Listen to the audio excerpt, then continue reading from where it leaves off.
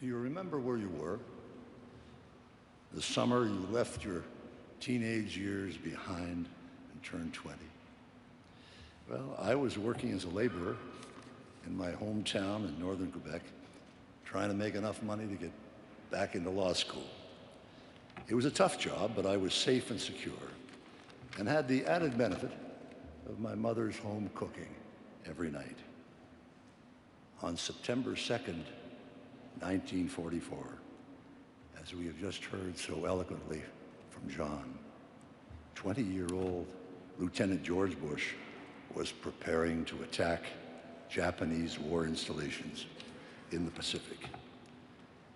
He was part of a courageous generation of young Americans who led the charge against overwhelming odds in the historic and bloody battle for supremacy in the Pacific against the colossal military might of Imperial Japan. That's what George Bush did the summer he turned 20. Many men of differing talents and skills have served as president, and many more will do so as the decades unfold, bringing new strength and glory to these United States of America.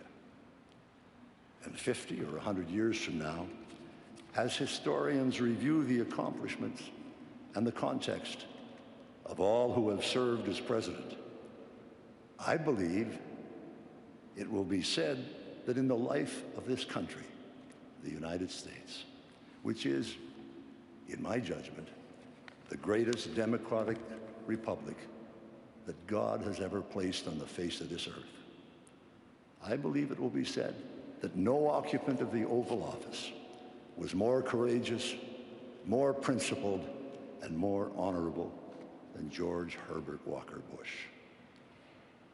George Bush was a man of high accomplishment, but he also had a delightful sense of humor and was a lot of fun. At his first NATO meeting in Brussels as the new American president, he sat opposite me, actually, that day. George was taking copious notes as the heads of government spoke. We were all limited in time. But you know, it's very flattering to have the President of the United States take notes as you speak. And even someone as modest as me threw in a few more adjectives here and there to extend the pleasure of the experience. After President Mitterrand, Prime Minister Thatcher, and Chancellor Kohl had spoken, it was the turn of the Prime Minister of Iceland, who, as President Bush continued to write, went on and on and on and on, ending only when the Secretary General of NATO firmly decreed a coffee break. George put down his pen, walked over to me and said, "Brian, I've just learned the fundamental principle of international affairs." I said, "What's that, George?" He said, "The smaller the country, the longer the speech."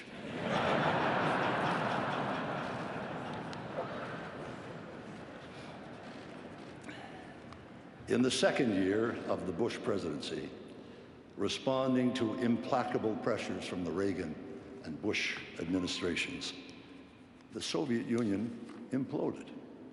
This was, in my judgment, the most epical event, political event of the 20th century. An ominous situation that could have become extremely menacing to world security was instead deftly challenged by the leadership of President Bush into the broad and powerful currents of freedom, providing the Russian people with the opportunity to build an embryonic democracy in a country that had been ruled by czars and tyrants for over 1,000 years. And then, as the Berlin Wall collapsed soon thereafter, and calls for freedom cascaded across Central and Eastern Europe, leaving dictators and dogma in the trash can of history, no challenge assumed greater importance for Western solidarity than the unification of Germany within an unswerving NATO. But old fears in Western Europe and unrelenting hostility by the military establishment in the Soviet Union and the Warsaw Pact rendered this initiative among the most complex and sensitive ever undertaken. One serious misstep, and this entire process could have been compromised, perhaps irretrievably. There's obviously no more knowledgeable or competent judge of what really happened at this most vital juncture of the 20th century than Chancellor Helmut Kohl of Germany.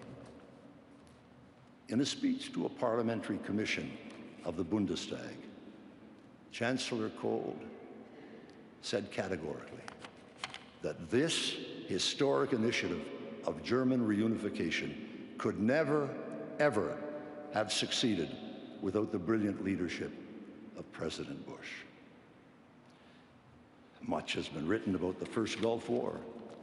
Simply put, the coalition of 29 disparate nations assembled under the aegis of the United Nations, including for the first time many influential Arab countries, and led by the United States, will rank with the most spectacular and successful international initiatives ever undertaken in modern history, designed to punish an aggressor, defend the cause of freedom, and ensure order in a region that had seen too much of the opposite for far too long.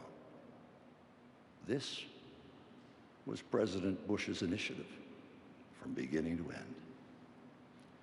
President Bush was also responsible for the North American Free Trade Agreement, recently modernized and improved by new administrations, which created the largest and richest free trade area in the history of the world, while also signing into law the Americans with Disabilities Act, which transformed the lives of millions and millions of Americans forever.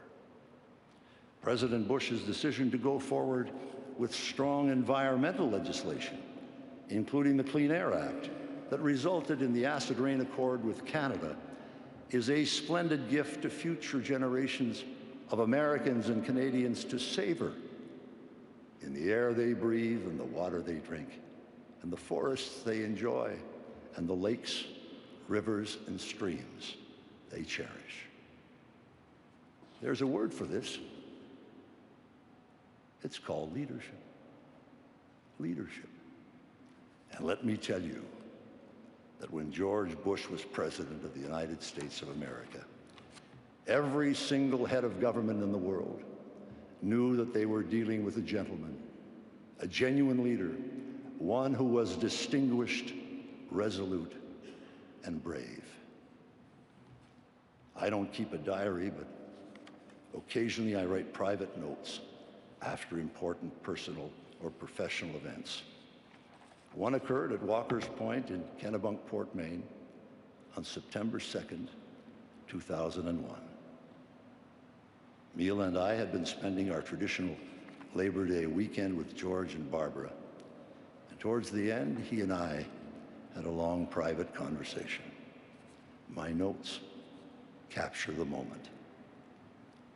I told George how I thought his mood had shifted over the last 8 years, from a series of frustrations and moments of despondency in 1993 to the high enthusiasm that I felt at the Houston launch of the Presidential Library, and George W.'s election as governor in November of that year, to the delight following Jeb's election in 1998, followed by their great pride and pleasure with George W.'s election to the presidency, and perhaps most importantly, to the serenity we found today in both Barbara and George.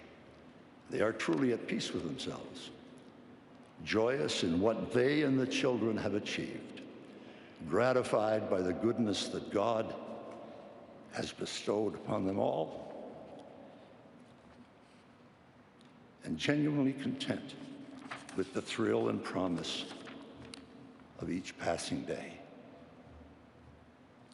And at that, George, who had tears in his eyes as I spoke, said, You know, Brian, you've got us pegged just right, and the roller coaster of emotions we've experienced since 1992. Come with me. He led me down the porch at Walker's Point to the side of the house that fronts the ocean and pointed to a small, simple plaque that had been unobtrusively installed just some days earlier. It read, CAVU. George said, Brian, this stands for Ceiling and Visibility Unlimited.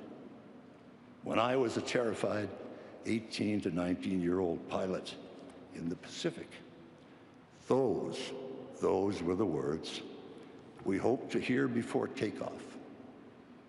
It meant perfect flying. And that's the way I feel about our life today. CAVU. Everything is perfect. Bar and I could not have asked for better lives. We are truly happy and truly at peace. As I looked over the waters of Walker's Point on that golden September afternoon in Maine, I was reminded of the lines, simple and true, that speak to the real nature of George Bush and his love of his wonderful family and precious surroundings. There are wooden ships, there are sailing ships, there are ships that sail the sea. But the best ships are friendships, and may they always be.